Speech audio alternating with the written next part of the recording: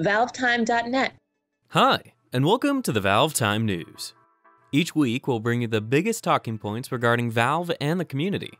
Now, the news. If you're a Team Fortress 2 fan and you've been keeping up with the community headlines over the last few months, you'll have heard that James McVinney's upcoming end-of-the-line short will be receiving an official community-created update sometime this year.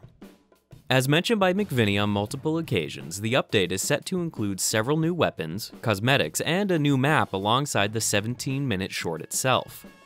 After months of private testing amongst trusted members of the TF2Maps.net community, the update's map known as CP Snowplow was recently more widely distributed to the entire TF2Maps.net community in order to receive more detailed feedback from a larger user base of players. Unfortunately, the map file and a number of screenshots were leaked to Reddit on Tuesday, prompting McVinney and the map's developers YM and Frozen to swiftly release a new version of the map for large-scale public testing. The map is heavily linked to the end-of-the-line Source Filmmaker short and focuses on Blue Team attempting to escort a large bomb-carrying train to Red's base as the opposing team attempts to stop them by destroying the train with stationary traps. As you've probably noticed if you've already played the map or seen anything from it, Snowplow is currently far from being finished, as it features odd balancing and pacing issues alongside unfinished architecture and missing models and textures. If you have been checking out the map, don't forget to leave feedback on the TF2Maps.net forums, as both Frozen and YM are looking for new ways to make the map even better. Additionally, you can also help by playing the map on any of TF2Maps.net's main servers, as their United States, European, and Australian servers are regularly cycling the map to help gather automated feedback via their heat map plugin, which also proved extremely vital at earlier stages of the development. The public version of the map was updated to version 2 on Wednesday, so expect to see new variants of the map pop up every few days or so as more iterations are developed. Our writer, Nick, has been heavily involved in the private testing of the map since one of the first tested versions, which we're not allowed to show you just yet.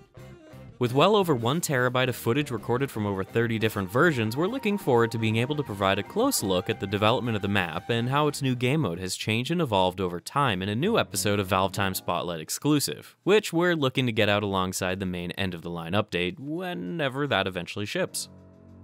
While the community was busy focusing on developing, updating, and playing Snowplow, Valve were busy with this week's update, which for the first time since their release surprisingly did not feature any changes whatsoever for the beta maps Cactus Canyon and Asteroid.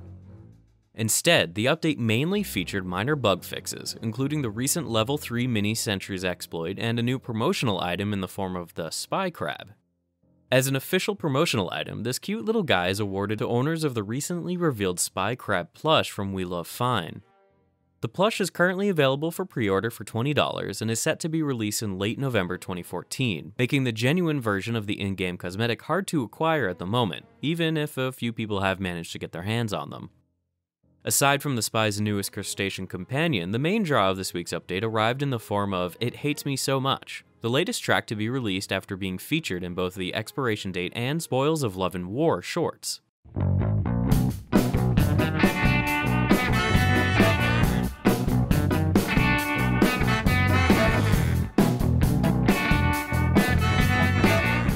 As with the rest of the soundtrack, expect to hear the song to play in the main menu at random from now on. If you'd rather listen to the track in your own time, you can always rip it straight from the game files or search for it on YouTube. Later in the week, Valve uploaded a new blog post to the Team Fortress website to announce they are now accepting community-created merchandise designs to the Steam Workshop. The newly released Merchandise tab on the Workshop allows users to submit their designs for t-shirts, posters, toys, accessories, and a whole lot more.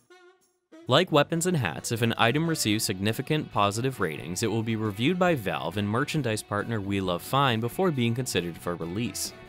Once evaluated, items may be sold in either online stores, like We Love Fine in the Valve Store, or brick-and-mortar retailers.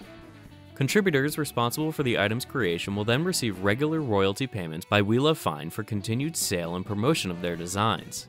It's an exciting move, which is definitely inspired by the amazing success both Valve and We Love Fine experienced with The Secret Shop at the International 2014 last month.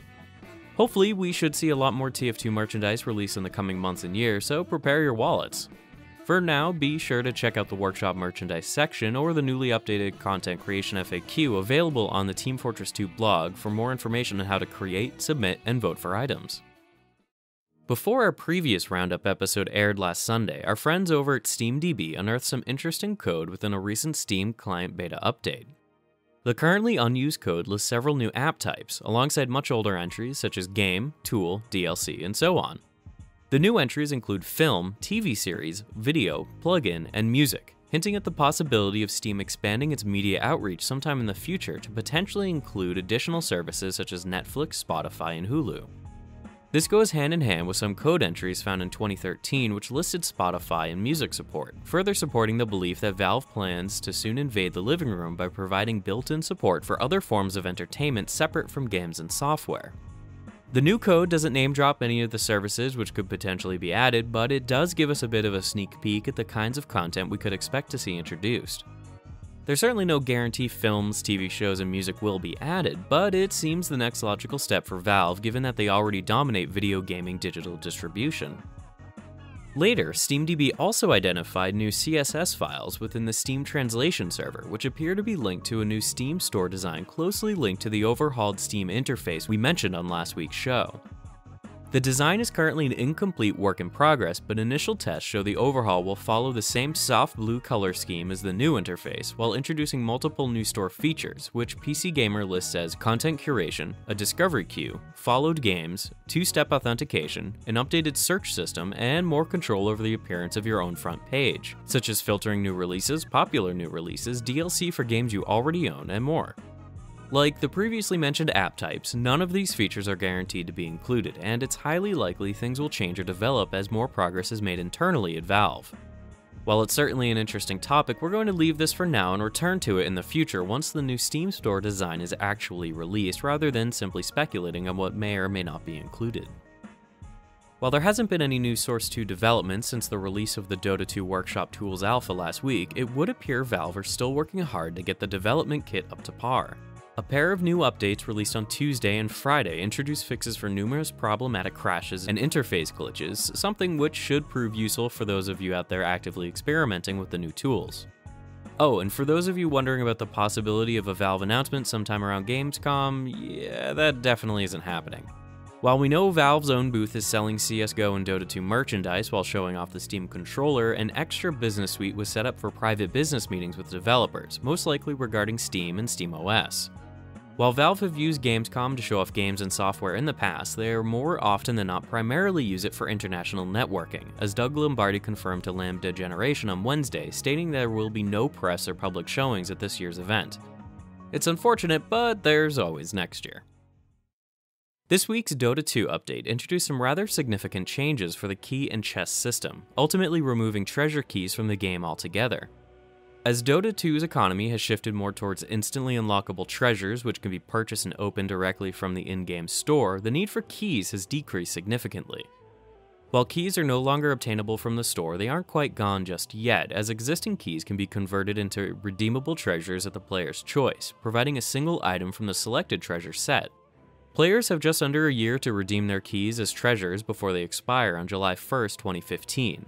This may disrupt the online trading for a number of users, so make sure you try and benefit from the situation while you can. And no, techies aren't here just yet. Returning viewers probably remember us talking about Harry101 UK and his team's recent trip to Valve after winning the Best Overall category in the 2013 Saxy Awards. Now, 2 months since their visit, Harry has uploaded a video showing highlights from more or less the team's entire visit. The 16.5-minute video opens with Harry providing some context to the visit before showing the various areas they were allowed to explore, including Valve's lounges, the canteen, the VR test room, some sound studios, and the motion capture room previously shown off in some of Harry's older videos. During the tour, Harry and the group also bumped into a number of famous Valve employees while being escorted around by software engineer Stefan Landvok, including composer Mike Moraski, animator Karen Prell, writers Jay Pinkerton and Eric Wolpaw, and Team Fortress 2's Sentry Gun. There's a lot of interesting information and sneak peeks in the video, including an acknowledgement of the numerous Jira and Source 2 leaks over the past few years. We're not under NDA, we don't let you sign anything, we don't do that here, just use common sense. Yeah. And you don't have to be secretive, and there are certain things where like you can't take pictures of Half-Life 3 demo art, if that exists at all, I don't know. And on certain things we can't comment. That's just how it is, because we assume that everything we say will show up in public, because we got some really nice leaks over the last years of that. And quick looks at a working version of the recently revealed Freeman Steam controller prototype, the company's 3D printing capabilities, Valve's VR headsets, and even a few absolutely ridiculous Steam controller designs. It's a very well put together video which gives a really rare look into Valve's headquarters, and it's safe to say we're pretty damn jealous. On Friday, we managed to finish up our latest ValveTime review, which we used to take a look at what is pretty likely the weirdest and most ridiculous mod we've spoken about to date. The Portal 2 exploration mod, known only by the odd title of A Minute in Millions, uses area portals and bizarre humor to create unusual situations and gameplay mechanics that you definitely don't see all that often.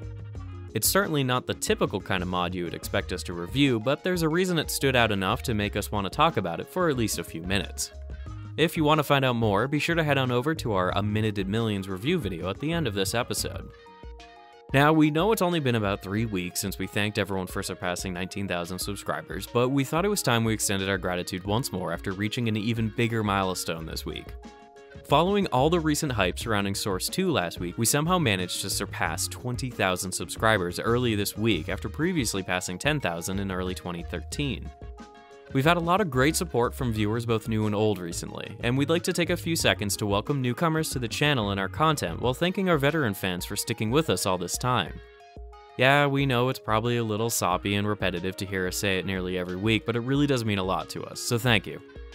And with that, we're about done with this episode of ValveTime News. Don't forget to subscribe to our YouTube channel and to follow us on Facebook and Twitter. If you enjoy our content, be sure to share our videos with your friends and to rate our Dota 2 announcer pack positively over on the Steam Workshop. Thanks for watching, and bye for now.